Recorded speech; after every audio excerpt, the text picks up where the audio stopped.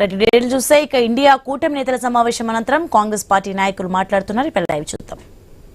Convey you because we are united in this and unitedly we have decided and we'll oppose this bill, but I want to tell you we are not against the reservation.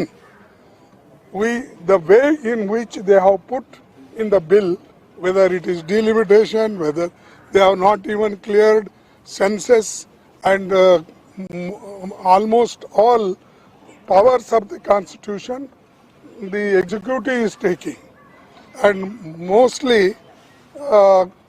the power which can be executed by the institutions, the parliament they have given, so that they can change delimitation at any time, and they have done mistakes or they have already deceived us in our Assam and also our Jammu and Kashmir, several places.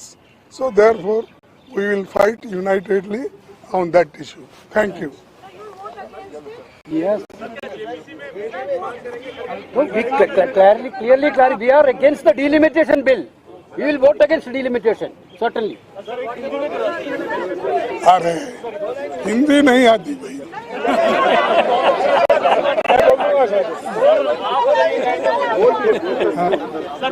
नहीं देखिए, हाँ इधर बोलिए. ये जयराम जी उसको सविस्तार से बोलेंगे और ठीक भी बोलेंगे और आपके हिंदी में बोलेंगे. हाँ हिंदी में बोलेंगे और बहुत बढ़िया हिंदी उनकी है. आप सुन लीजिए और आपका अपना अपना तर्क लीजिए, फिर उसको मिस इंटरप्रेट मत कीजिए.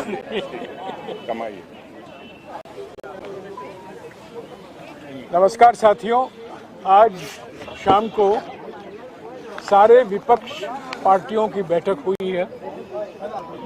जो 3 बिल पेश किए जा रहे हैं लोकसभा में पहले और उसके बाद में राज्यसभा में आएंगे.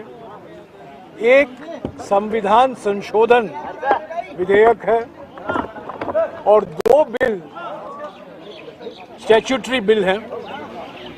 कुल मिलाकर 3 बिल पर चर्चा हुई. पहली बात जो सर्वसम्मति से साफ हुआ कि जो 2023 में अनुच्छेद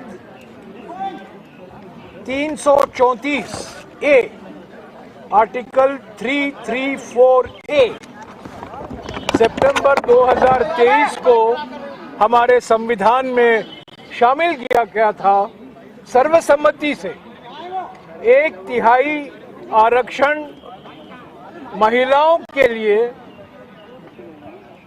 हम चाहते हैं उस प्रावधान को तुरंत लागू किया जाए.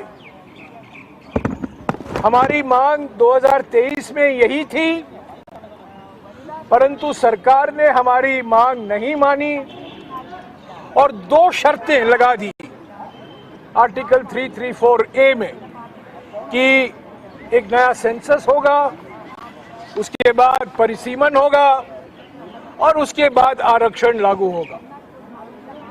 पर हमने मांग की थी कि ये 2024 के लोकसभा चुनाव से ही लागू होना चाहिए.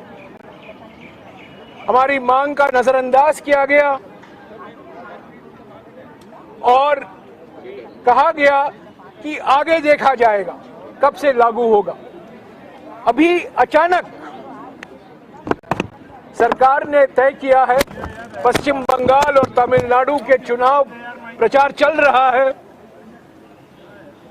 बीजेपी की जीत निश्चित होने वाली है. दोनों राज्यों में जीत होने वाली है दोनों राज्यों में, डीएमके अलायंस और तमिलनाडु में, और बीजेपी की भारी हार होने वाली है पश्चिम बंगाल में. इस चुनाव प्रचार के बीच ये 3 बिल लाया जाता है और बड़े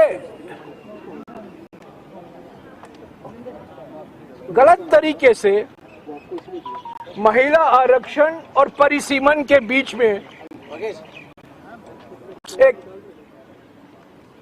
जोड़ा जाता है और एक ही संविधान संशोधन बिल है जिसमें परिसीमन का प्रावधान है और महिला आरक्षण का प्रावधान। ये परिसीमन बड़ा खतरनाक है, जो बार बार सरकार की ओर से कहा जा रहा है। गृह मंत्री ने कहा है, अनेक मंत्रियों ने कहा है कि लोकसभा 50% ज्यादा बढ़ाया जाएगा और उसके साथ साथ समानुपातिक तरीके से सभी राज्यों के सीटें बढ़ाई जाएंगी लोकसभा में। वो कहीं इस विधेयक में शामिल नहीं है। सिर्फ लोकसभा का जिक्र किया गया है। जो हर एक राज्य का स्ट्रेंथ होता है, जो अनुपात है, वो इस बिल के आधार पर घटेगा। कई राज्यों का प्रपोर्शन घटेगा। दक्षिण भारत, उत्तर पश्चिमी भारत, पूर्वी भारत, छोटे छोटे राज्यों का रेशो घटेगा, प्रपोर्शन घटेगा। तो बार बार ये कहा जा रहा है प्रोपोर्शनेट प्रोपोर्शनेट प्रोपोर्शनेट। प्रोपोर्शनेट दिखाई नहीं देता इस डिलिमिटेशन के प्रावधानों में। और इसके साथ साथ डिलिमिटेशन कमीशन की बात की गई है। जिस तरीके से डिलिमिटेशन कमीशन ने असम में और जम्मू और कश्मीर में अपना काम किया है, ये बिल्कुल साफ हो गया है कि डिलिमिटेशन कमीशन बीजेपी के हाथ में एक हथियार है बहुमत पाने के लिए। तो ये कुल मिलाकर सारी पार्टियां चाहती हैं जो मौजूदा लोकसभा का स्ट्रेंथ है 543, उसके आधार पर 1/3 आरक्षण महिलाओं को दिया जाए। वो 2029 के लोकसभा चुनाव से ही लागू किया जाए। पर हम परिसीमन के प्रावधानों के बिल्कुल 100% खिलाफ हैं। हम इसका समर्थन नहीं कर सकते।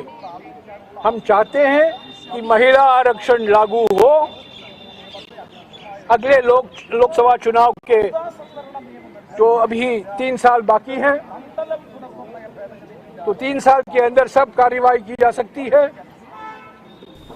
और अगले लोकसभा चुनाव से ही महिला आरक्षण लागू हो सकता है। ये हमारी मांग है।